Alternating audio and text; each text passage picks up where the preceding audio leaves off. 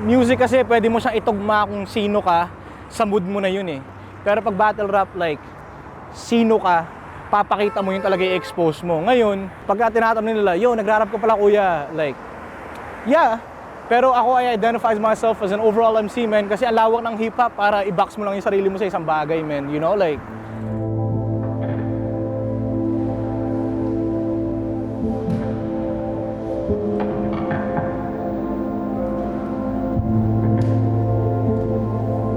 ako si Santo Plata, para sa mga hindi nakakaalam. Ako yung isa sa founder ng Hiraya Battlegrounds, which is battle rap league siya na Tagalog na nakabase dito sa Toronto. And yeah, siguro masasabi mong gumagawa rin ako ng music paminsan-minsan, not as active as I wanna be, pero a lot of my time kasi talagang sa personal life ko ginugugol ngayon eh, tsaka sa paggawa ng mga events.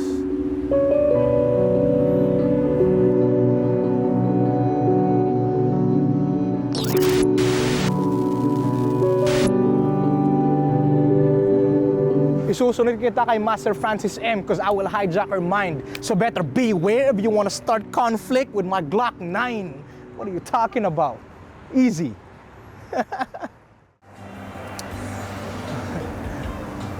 Itong spot na to, men. Actually, men, like sarado na siya ngayon eh. Dati, Bikini in Manila. That's what it was called, man. Parang ano siya eh, like, you know, like yung mga bar na pwede kang mag-karaoke, billiards and whatnot, di ba? Jam session ng mga tropahan. Dito nagsimula lahat para sa akin eh.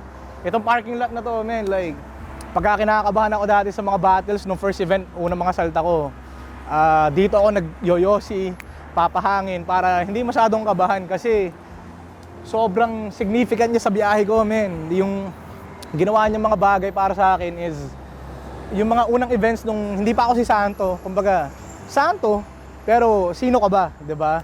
This is where I had to like show people na I can rap, I can battle rap, 'di ba? Nagpe-perform din kami diyan, man, like every event. My battles were main eventing, headlining the spot. Tapos yung grupo ko, which is NPA Familia, na mga kasama ko dati, mga kuya ko, shoutout, Boss Alas, Kevs, tsaka Spliff, Jam, kung paano nyo man siya kilala. Dito kami talaga bumuo rin ng pangalan na, nagka-traction, na yung music namin napapakinggan. Tapos ako naman, para sa personal ko, yung pagra-rap, men, na napakita ko na, uy, pwede pala na may ganun, di ba? Like, dadami yung mga tao manunood kasi curious sila, or napapanood nila yung flip top, paano ba yung sa Toronto version, di ba? So, eto guys, may di tayo nagkakita. So, eto, hindi pa nila meron lang. Wala na yan. Nung panahon na up and coming ako sa battle rap scene, specifically sa battle rap lang wala kasing nagbigay sa akin opportunity na ganito. Like, meron naman mga liga dati na nagsimula, men, like, from FDBG to Digmaan Talastasan, which is why we're here nga sa Bikini in Manila, kung saan nagsimula yun para sa akin. Pero madali silang nawala lahat eh, kasi siguro hindi pa lang panahon ng battle rap noon para ma-recognize din sa Toronto or outside Philippines, di ba? Kasi flip top, sila yung nagsimula naman talaga niyan eh. So, yun yung pinaka main goal ko, bro. Gusto ko lang magbigay ng platform para sa mga new wave.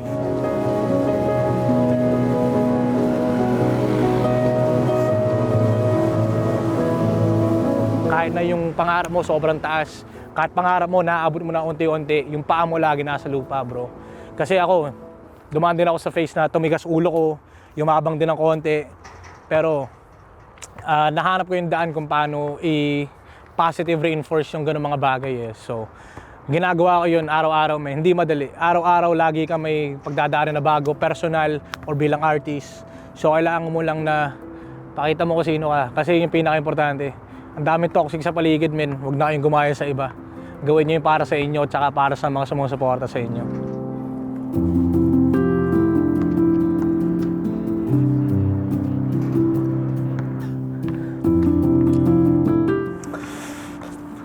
Yun nga guys, man. Welcome kung saan nagsimula lahat din para sa akin mismo, man, di ba?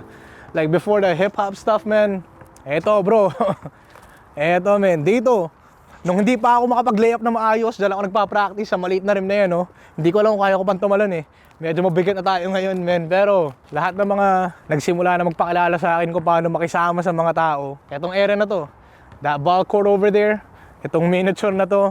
Tapos ito yung tambayan namin dati, men. Pagka, Arizona iced tea, tapos konting, and next na Yossi, di ba?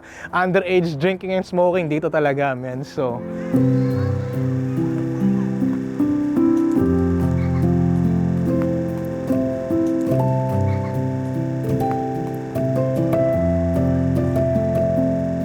like I said, it's chills to be here, man. Kasi kung nakikita nyo, man, yan mismo anong yan, bro, yung basket na yan. Dito kasi madalas kami nagbabasketball dati. I was like 12, 13 years old, man. Just moved to Canada. Dito ako talaga naka-experience ng tropahan na una, di ba? Mga ibang lahi din, diyan ako nakakalaro and all that. And then one day, man, ito hindi ko makalimutan na sobrang pusok ko kasi dati, man, mainitin ulo, pikunin, alam mo, away-away dito sa mga tropa, sagutan, minsan tulakan, suntukan din, diba? Diyan ko nakilala si Boss Alas, man. Which is, kung alam niyo yung storya ko, kung hindi, si Boss Alas talaga yung nagbigay ng pangalan na Santo sa akin. At ang dahilan niya nun, kasi ugali mo pang demonyo, kaya Santo ibibigay ko, man. Sobrang ironic, pero, we made something out of it, man. Shit.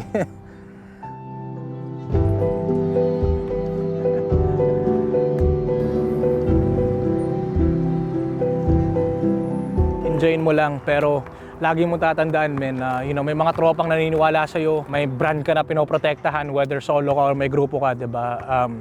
Pakita mo lagi yung best mo.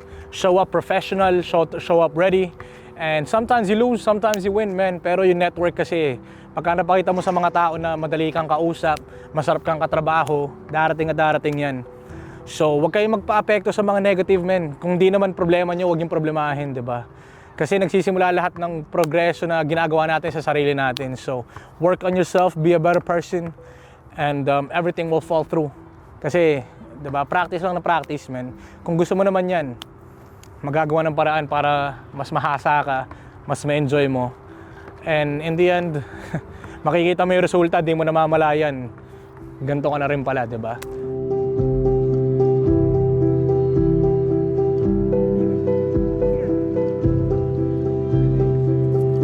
Hindi ako tulad ng iba na peke, plastic ang imahe.